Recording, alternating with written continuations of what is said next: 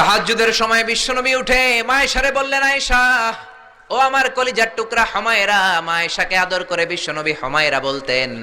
হুমায়রা মানি যেই মহিলা রেগে গেলে, খুশি হয়ে গেলে, রাগের চোটে, খুশির চোটে দুইটা গাল আনার ফলের মতো টকটকে লাল হয়ে যায়। কোন সুবহানাল্লাহ।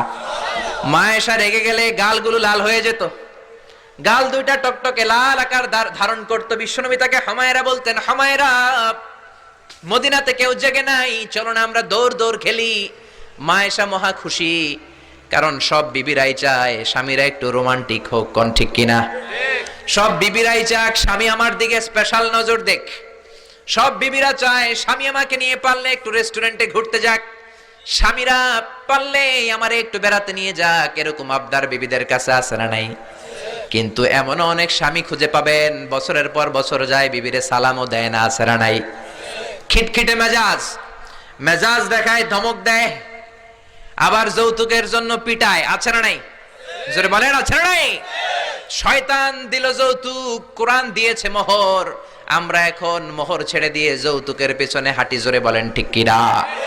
যৌতুকের চেয়ে জঘন্য অপরাধ সমাজে নাই। কুকুরের গোশত খাওয়া যত গুনাহ, যৌতুক তার চেয়েও বেশি গুনাহ। ঠিক কিনা? কুকুরের গোশত খেলে একটা গুনাহ হয়, হারাম খাওয়ার গুনাহ হয়, কিন্তু যৌতুক খেলে দুইটা গুনাহ হয়। এক হলো হারাম খাওয়ার গুনাহ, দুই হচ্ছে শ্বশুর বাড়ির উপরে জুলুম করার গুনাহ। জোরে বলেন ঠিক কিনা? মায়েশা বললেন, ইয়া রাসূলুল্লাহ আমি দৌড়াদৌড়িতে রাজি। বিশ্বনবী বললেন, লেটস স্টার্ট দ্য কম্পিটিশন, চলো কম্পিটিশন শুরু করি। ওই যে মদিনার মসজিদের পাশে বড় একটা পিলার দেখা যায়, ওই পিলারের মধ্যে কে যে আগে ধরতে পারে রে আয়েশা, চলো আমরা দৌড় দেই। বিশ্বনবী বললেন, ওয়াহিদ ইসনাইনি তালাতা, 1 2 3 লেটস গো, চলো দেই দৌড়। বিশ্বনবী অপেক্ষাকৃত মোটা ছিলেন, মায়েশা চিকন ছিলেন। মায়েশা দৌড় দিলেন, বিশ্বনবীকে পেছনে ফেলে ওই পিলার ধরে মায়েশা ফার্স্ট হয়ে গেলেন। কোন সুবহানাল্লাহ। মায়েশা মহা খুশি, খিলখিলিয়ে হাসছেন। বিশ্বনবী মুচকি হাসতেন। আমার নবী কখনো খিলখিলিয়ে হাসেন নাই। আমার নবী সব সময় মুচকি হাসতেন। মুচকি হাসলে বিশ্বনবীর ঠোঁটও দেখা যেত, হালকা একটু দাঁতও দেখা যেত। পরে আল্লাহু আকবার।